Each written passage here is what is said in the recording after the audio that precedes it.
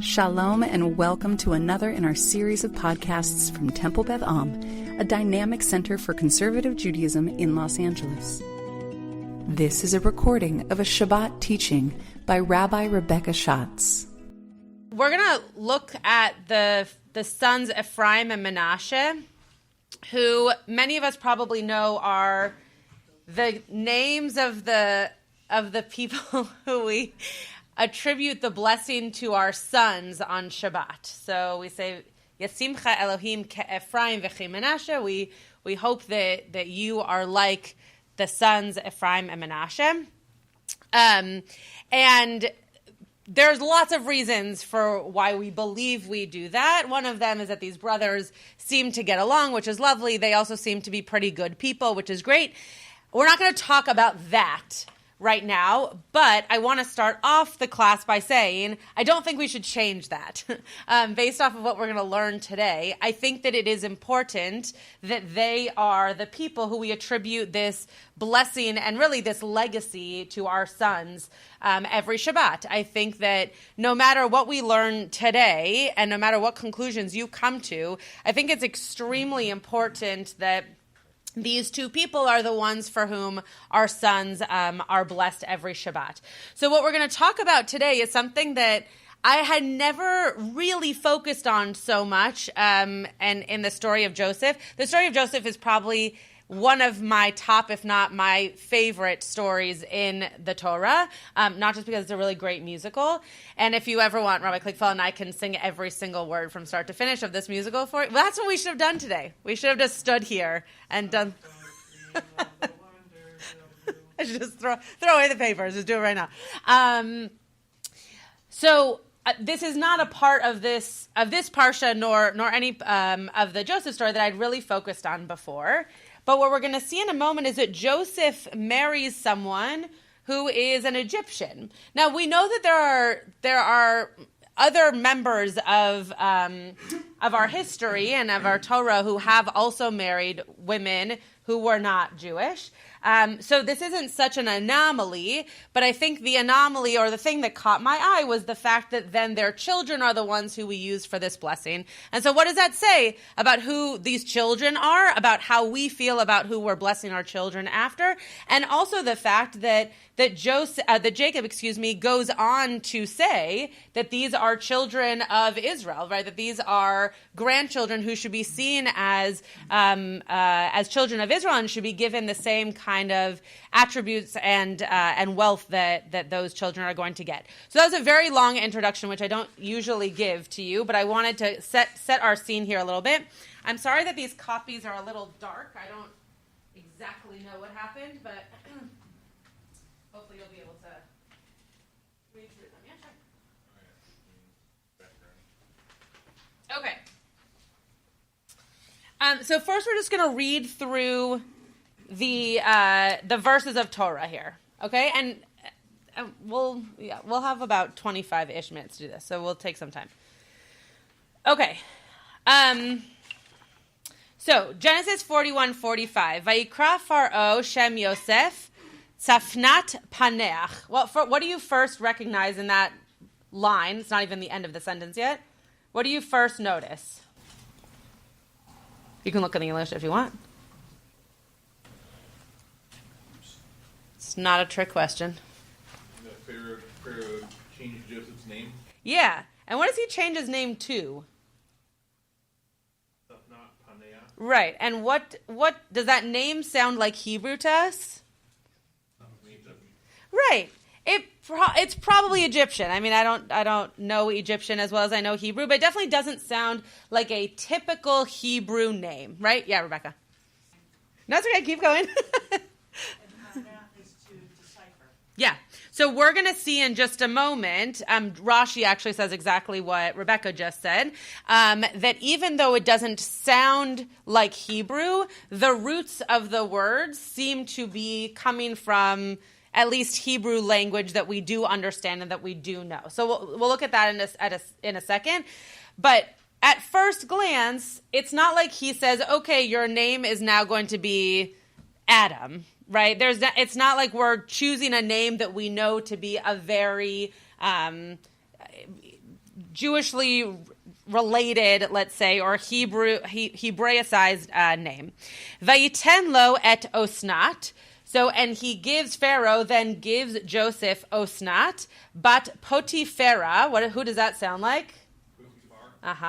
Kohen on leisha. So he gives this woman Osnat, who is the daughter of Potiphera. The rabbis have a lot to say on who this is, but we're not going to go down that rabbit hole. If you're interested in that, the Talmud and Midrash have a lot to say of who that might be. This Kohen of On, and he gives her to him to be his wife. So what do we know about Joseph's wife so far? She's the daughter of a priest. Okay, she's the daughter of a priest. Great. And she was given by Pharaoh to Joseph as a wife. Great. And she's given to Joseph to Pharaoh as a wife. And her name is Osnat. Very good, Rabbi Dr. Michael Berenbaum. Very good. Yes, exactly. What can we assume, even though we don't yet necessarily know, what can we assume about this person? She's Egyptian. Okay? Now, I kind of gave that away to you when I introed this whole class, but it seems to be that Joseph is being named something to potentially hide his Jewish identity, and he's also being given a wife who is not Jewish, right? Or is not a Hebrew, or is not a person of his tribe, okay? Because I recognize, by the way, when I say not Jewish, like that means something completely different now than it meant back in the day. So definitely is not a Hebrew, right? Is not someone who is of his same lineage, which is abnormal for how people have been married off thus far. Yeah. Where would he find Hebrew life? Who? Joseph? Pharaoh. Where would he? Were there any Hebrews there? Under Pharaoh's regime? I mean, there were tons, right? The Hebrews were the people he was enslaving. Not yet, right. But in general, there were Hebrews around, right? The fact that Joseph was around, Joseph was brought into Pharaoh's, what's it called? No, not orbit. Kingdom, thank you. And so then we're going to be introduced to Hebrews in just a little while. So, right, in this particular moment, were there actual Hebrews, around? I don't know, I wasn't there. But I assume that because we are so soon to meet them in the Torah, that they were around. But also, Pharaoh doesn't have to give Joseph a wife, right? It's not really his job necessarily. He is taking Joseph under his wing, so if he thought that would be a way for him to provide Joseph with some stability, then sure. It seems to me that the reason that he was probably giving him a wife, as we'll see in just a few minutes, is more likely because he wants him to be seeing himself as in charge of Egypt. And so he's putting him in these roles, giving him a new name, putting him in a family where he's going to be able to take that lead. Yeah. You live in Washington. If you want in the old days, if yeah. you wanted a political career, yeah. you needed a wife and child. Right. And consequently, right. Being single is not a virtue. Right. If you wanted to be a powerful person, you had to have the quotation mark stability. Correct. Of wife and child. And I think that's exactly what's happening here. What Rabbi Berenbaum said is that Joseph, in order to be in some amount of power, needs to have a family, right? That's something that's going to also show power. And I think that's exactly what's happening, is that Pharaoh's setting him up. But interestingly, right, with an Egyptian family, not with, as Bob just pointed out, not with a family made up of Hebrews, which is where Joseph comes from. Okay. Vayetze Yosef al Eretz Mitzrayim. So, and then Joseph comes out. It says here in the English, in charge of the land of Egypt. It really just says in the Hebrew that Joseph goes out to Eretz Mitzrayim. The way that I picture this is kind of like, in Evita, where she comes out with her hands out, like she's ready to take over this kingdom and these people. But to Rabbi Berenbaum's point, and to the point that I was making a few moments ago, it seems these other things need to be set in place before he can do that, before Joseph can have that kind of power. Anybody have any questions about what we've talked about thus far? Okay. The next few verses we won't spend as much time on. It's just going to give you context for where we are. Uliosef yulad shnei vanim beterem tavo shnat hara'av. So in the before the years of famine, Joseph had 2 sons. Asher yalda lo Osnat. Osnat is the mother of those 2 sons. Bat Potifera Kohen Avon. To remind you who that is from 5 verses ago, she's his wife, and this was her father. Vayikra Yosef et Shem HaBechor Menashe. So the name of the older son is Menashe.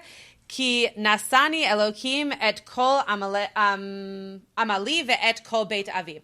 So Joseph named him Menashe because, quote, God has made me forget completely my hardship and my parental home.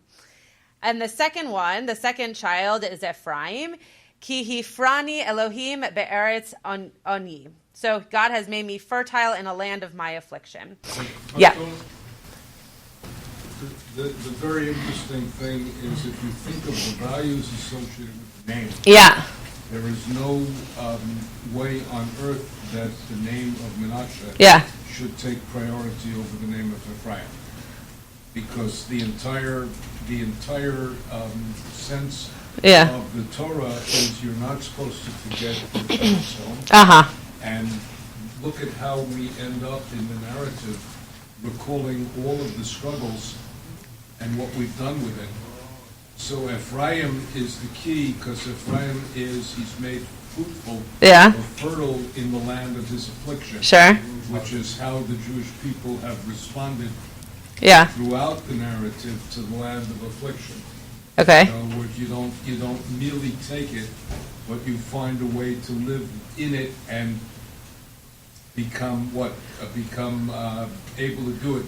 So if you think of what Menashe is, I've forgotten the whole thing. I now emerge triumphant. Yeah.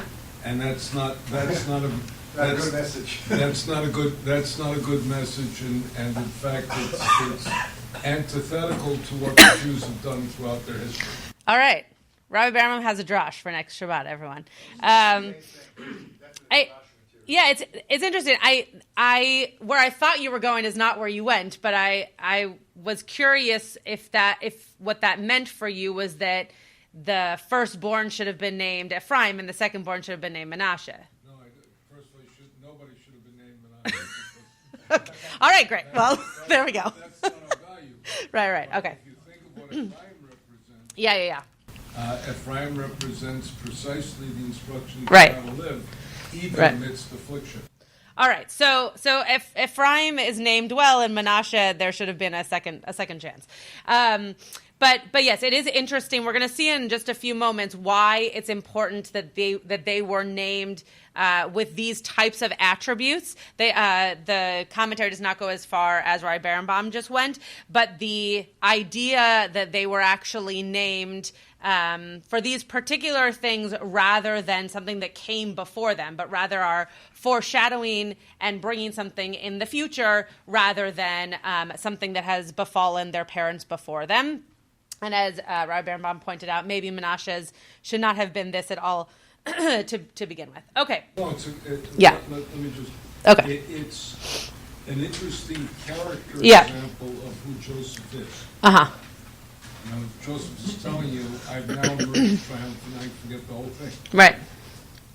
And that tells us a little bit, if you name a child, that's one of the first things of calling a kid into being. Right. And consequently, it says an awful lot about who you are. Sure. Yeah. So here he's saying, I got rid of my past. Yeah. I've overcome my past. Right, which again, going back to what we're going to talk about right here, is potentially true, right? Not that we want to see that as a value, but it's potentially exactly what happened, or at least in that moment, is exactly what he was going through. Okay. Rashi says about this name that Yosef is given by Pharaoh that it means the explainer of hidden things, right? So back to what Rebecca was pointing out, that maybe in fact it is Hebrew, or at least we can find Hebrew within it to understand what it meant.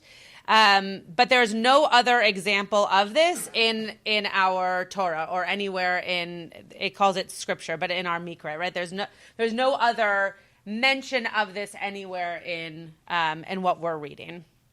Okay, Sforno then says on that same verse, But about the last part of it, when Joseph goes out and now he's in charge of all of Egypt, that means, I love this language. I think this is very, very funny. That he goes, that the English does not actually reflect what the Hebrew says, but it uses the word interview in the English, which I think is hysterical. He walks away from Pharaoh, but it says he walks away from the interview in a manner which indicated that he was now the ruler of the whole nation, right? He walks away from this moment, being given a new name, being given a wife, and says, great, this is now who I am, and I'm going to be completely in charge of this nation with this new identity and with this family, to go back to Rabbi Berenbaum's point of now things have been set up for me so that I can then approach this nation.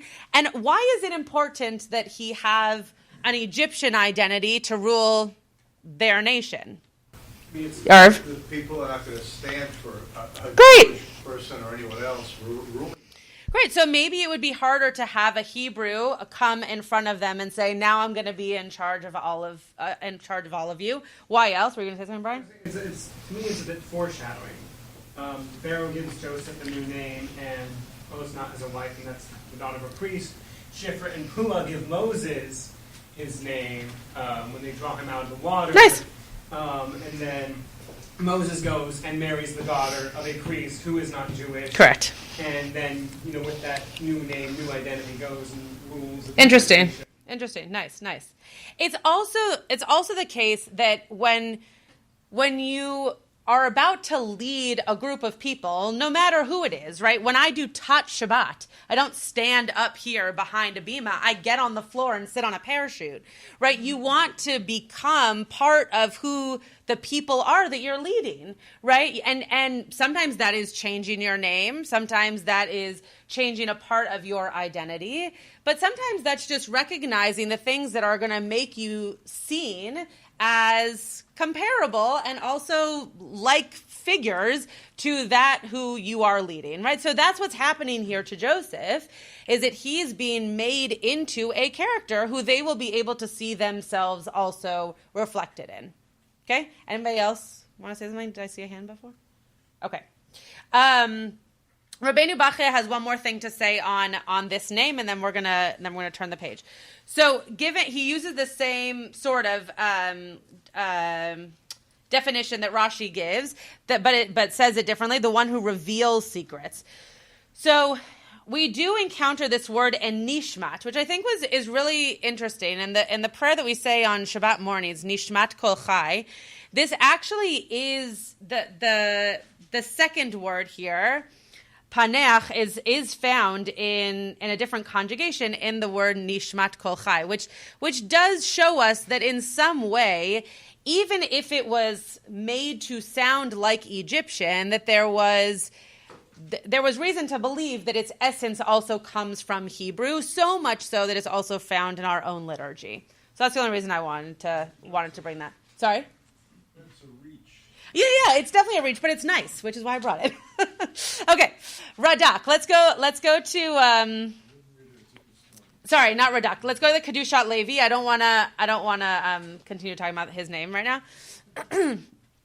Okay, so now the Kedushat Levi has a question about why we need to know that he's in Egypt, right? We already know that, and so there's this moment here where it's not actually in the this is not based off of the verses that I brought you, but the context is connected. But there's this moment where it says that he's already been in Egypt, and so it's going to bring us back to this moment where he's now been given this name and this identity. So the Kedushat Levi says, we need to examine why the Torah had to repeat the word b'mitzrayim. Again, this isn't a verse that's not on your sheet. Perhaps the Torah wanted to stress that during all the years that Joseph had been in Egypt without the moral support of his family, he had not changed his name. Right? Again, this is why I'm bringing this source. It's not on a verse that we're looking at, but it's on the context that we're looking at. Content that we're looking at, sorry. He himself, Joseph, used to refer to himself by his Jewish name. So even though he was given this name that is being referred to by our commentators as Egyptian, even though there is Hebrew within its essence, he himself, Joseph, used to still refer to himself as Joseph. right? He wasn't using his Egyptian name. That was the name that was being used out in front of the people he was leading and the way in which he was being referred to, but it wasn't the way that he was referring to himself. A very easy example, though not at all the same thing, is I don't refer to myself as Rabbi Schatz. I refer to myself as Rebecca because that's my name, right? Whereas people who I'm talking to, potentially, given the situation, would call me Rabbi Schatz, right? So he is still going back to his essence of the name that he has. Even Pharaoh realized this, the Kedushat Levi says, when during the early days of the famine, he had instructed the people to turn to Joseph for help. Lechu el Yosef. So Pharaoh even realized that Joseph, in moments where he was helping others, or maybe in more like intimate moments where it wasn't so top down, that he was being referred to as Joseph, and therefore Pharaoh was also referring to him as Joseph, not as this new name that he had given him as leader over these Egyptians. Thoughts, comments, criticisms on this? Yeah. Yeah, when you're in a crisis, you can't be worried about this name or that name. You just, Okay. I think the crisis is what caused Pharaoh not to use the title name. Interesting. Just in case he screwed up. It's Joseph who did it, not this guy. Yeah, it doesn't seem to say that Pharaoh chose to use that name. It seems to say that what was happening was that Pharaoh recognized that Joseph was using his name in those kinds of moments, and so Pharaoh then used that name as well. But I think you're right that in a moment where you're not thinking straight, people just call people whatever they want to call them. Yeah. Yeah. Could also be that for, it could be, it's a non-Rashi reading of Safnat Panea. Yeah. Which is, Safnat Panea may have been the formal title that Pharaoh gave. Right. And therefore he said, go to Joe, who may be the minister of so-and-so. Yeah. But it could be that for Pharaoh Safnat Panea, this is an anointment to an appointment to an Egyptian position. Great. And Okay. therefore, when he says go to Joe, Yeah. To Joseph, that means a different thing. Great. So it's not reading it like Rashi. No. But again, that shows that there is some kind of change of identity or even change of role, right? When being called one name versus the other, and that If you're coming out of prison, yeah. and you've been in prison for slavery, and you're coming out, you're standing with Pharaoh, and now you come out a minister, there surely is a minor change of identity.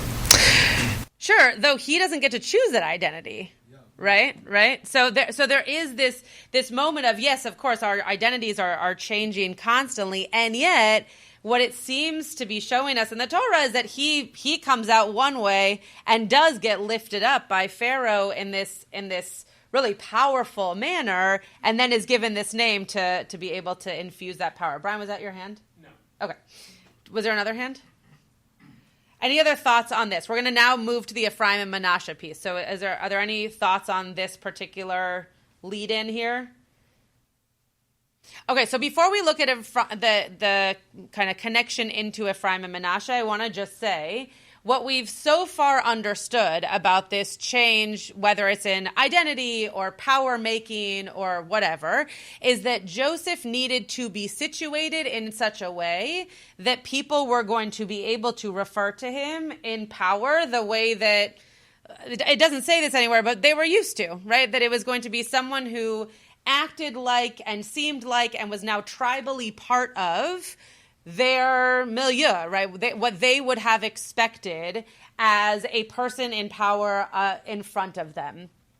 As opposed to this Hebrew who came along and knows a thing or two about dreams, and Pharaoh seems to like him, and so sure, let's put him in power. Now he seems to be someone who is coming to power, who has a knowledge of the people that he's going to be overseeing. Okay. What I'm about to share is also just a nod to the fact that Safaria now has this new commentary as an option, and I have loved for the past week being able to work with B'nai Mitzvah kids and show them that the women's commentary is also now on Sefaria. I think that's a very cool thing. It hasn't always been so fruitful, but it's been a very it's been a really wonderful thing to be able to show young people. So this actually was quite fruitful, and this is where this session came from, was this particular commentary. So it says here, and by the way, this is a book. The Torah, a woman's commentary, is a book that I have on my shelf, and that's a wonderful resource. Osnat bears Menashe and Ephraim to Joseph. So Osnat has Ephraim and Menashe, not in that order, and she has them with Joseph. Okay, I'm just going to make that very, very, very clear. The names of Joseph's sons reflect their father's circumstances and embody his longing to forget his past. There you go, Rabbi Berenbaum. And his hope to success through Ephraim. So what this commentary is telling us... Yeah. Well, we're not done yet. Yeah, I'm one sentence in. Yeah. Ronnie is already... It's given the tense. It's not God will make me, God has made me. Ifrani Elohim Baretz Nafriyah. Yeah, okay. God has made me fruitful. It's already his accomplishment. Okay. So it's not quite a pet. It's not quite a hope for the future. It's okay. Already a thing that's happening. Right. Okay. Great. So this idea here, though, that the sons are now going to reflect Joseph, right? In any manner, in the Berenbaum manner or in this manner, they're going to reflect Joseph rather than, in contrast to Jacob's sons, whose names bear the hopes and circumstances of their mothers, Leah and Rachel. So if we think back to 2 parshiot ago, where all of where all of the children are being listed, right? We are told as each one is born why they are named that, and it is often because of what the mothers are then attributing to that child's name. In this case, it's because of Joseph, not because of Osnat, which already gives us an idea here of how of the direction these children are going to go in terms of their lineage or their tribal identity. Right? Is everybody with me so far and how I'm getting there?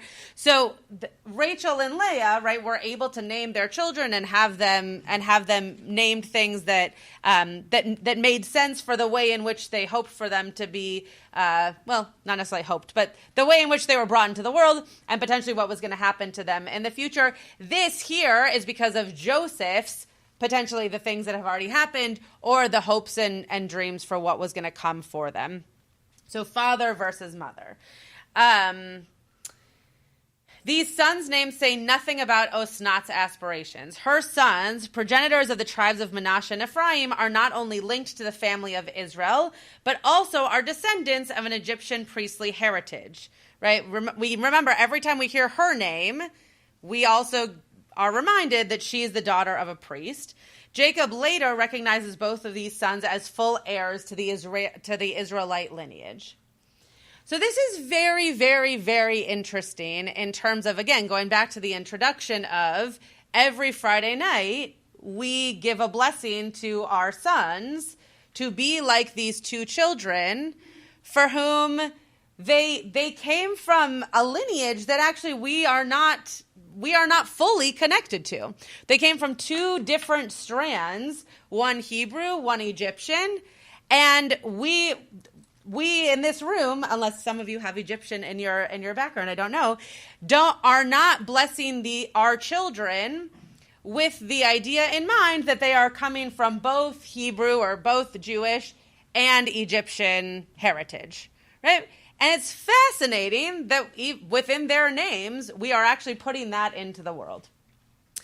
And what we see here at the end of this commentary, and we'll read in a second where this comes from in this week's parsha, this idea that they are given, Jacob gives them the blessing that they are going to continue on the legacy of his lineage. And so that, too, is a fascinating way of bringing Joseph out of his kind of change of identity so that he can be some guy to a different, let's call them tribe for now, to then say, but the children are going to follow and be the future for the Hebrew side of the story. Rebecca. Going back to the previous... The Kedushat Levi? Yeah. It seems like what he's trying to say is basically even Pharaoh saw Joseph, even after giving him the name, as a Jew. Yeah. So not only did he stay Jewish, but his family was seen as Jewish. Sure. In that respect, it kind of feeds into... Yeah, beautiful. Right, I think that is what the Kedushat Levi is getting at, is that there was like an inner and an outer, right? That the outer was this Egyptian, I don't want to say facade, this Egyptian identity that was being worn as a way of being a leader to the Egyptians, and even Pharaoh could identify that there was that Hebrew identity on the inside of Joseph that was very much still there, and then was passed along to his children. Yeah, Bob.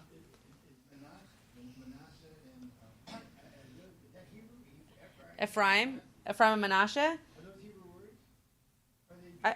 I've never heard that they were Egyptian. I think they're... It says that it gives the meaning, but it doesn't say the meaning from what language.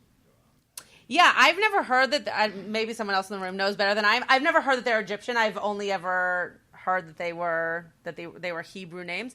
But is that what Ephraim means? Is that what well, the Ephraim means the name that's been in other words. The name, the explanation that Joseph gave for Ephraim is what Ephraim means. Right. So the way in which we understand it, right, is based off of what Joseph then says about it. So yes, is the answer to your question. Seth. Yeah. So in the women's commentary, takes the character behind these names and points back a generation to Joseph. Yeah. I don't know if this reading holds water, so I'll say what if the meaning of the character of these names also points ahead to the generation of Moses. There were a lot of Hebrews in Egypt and then killing of their sons. Yeah. And also maybe in the case of Menashe, the Hebrews that assimilated. So what's the... So you're saying that this is maybe pointing us towards what's going to happen in the future, like a foreshadowing? Yeah, it could be, and I think that's what the women's commentary started to is saying, that Rabbi Berenbaum was then saying that he was disagreeing with, but that this idea potentially is that these names is what Joseph hopes is going to then happen for these children, then bringing them into their next generations. Is that what you're saying, Seth? And then it's going to foreshadow these other mirrored experiences that are going to come along in Moshe's story afterwards. Okay, I just want to very briefly show us this, and then we're going to bench and do Mariv. So what we're going to see later on in 7 chapters from now, you're going to see that then... I'll just read it. Now your 2 sons who were born to you in the land of Egypt before I came to you in Egypt shall be mine. Right? Ephraim and Menashe shall be mine, no less than Reuven and Shimon. So this is Jacob talking, saying that my grandchildren, Joseph's sons, are going to be to me like sons, like my other sons, like Reuven and Shimon. And then, and this is a just point in between so that you can understand where we're at. Rashi understands this to mean that Ephraim and Menashe will each inherit a portion in the land of Israel, along with all the other tribes. Exactly the same as these other tribes. Ephraim and Menashe will now be put up, even as grandchildren, to what the sons received. Jacob then notices his grandchildren, but doesn't recognize them. When Joseph identifies them as his sons, Jacob blesses them. And that's when you get Hamalach HaGoel, which we now sing very often. But it says in English, the angel who has redeemed me from all harm, bless the lads. And them may my name be recalled, and the names of my fathers Avraham and Yitzchak, and may they be teeming multitudes upon the earth. So it goes as far as to recognize them not just as grandchildren, but as children, which in a tribal world is important. That status is important because of what you then receive. And so what I wanted us to see in this in this teaching is that there is something about identity that is very important, especially with Joseph in terms of his in and out of these different identities throughout his story and our knowing of him and his story, but that his children seem to always be on a path. His children seem to always have this Hebrew identity, and we recognize it every single week, even in the modern day. And so even within this kind of fluctuation or maybe even oscillation of Joseph's identity in and out of Egyptian to Hebrew, that there's some Yiddishkeit that's in these children that then is passed down and that we still hold today. Okay, last word, and then we'll bench. So I had to weave this in somehow. Great. So, given the fact that Rashi understands this to mean that yeah. these guys are practically not looking at Rashi, but good. Can one therefore say that Rashi extrapolated this and was a patrilinealist, or did he not comment on it? Well, he definitely didn't comment on it here. He says that he says that Ephraim and Menashe are the same as everybody else.